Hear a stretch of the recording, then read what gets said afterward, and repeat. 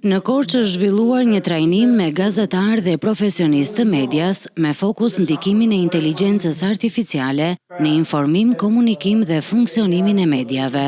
Gjatë aktivitetit u diskutua mbi mënyrën se si inteligjenca artificiale po transformon prodhimin e lajmeve, ndikimin e algoritmeve në formësimin e narrativave publike, si dhe sfidat që lidhen me dezinformimin dhe manipulimin. Sigurisht që inteligjenca artificiale ka një përdorim shumë më të gjerë.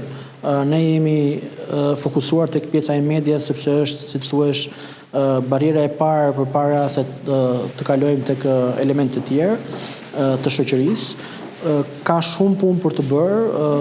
Jemi të idesë që nuk mund të rrim mbrapa duke pritur se çfarë do të ndodhë, po duhet i paraprim zhvillimeve teknologjike dhe qëllimi është që të kemi sa më shumë njerëz që dinë vërtet ta përdorin në mënyrë të dobishme dhe sidomos duke ruajtur disa parime etike, sepse kjo është shumë e rëndësishme për teknologjinë në përgjithësi dhe sidomos tani për inteligjencën artificiale.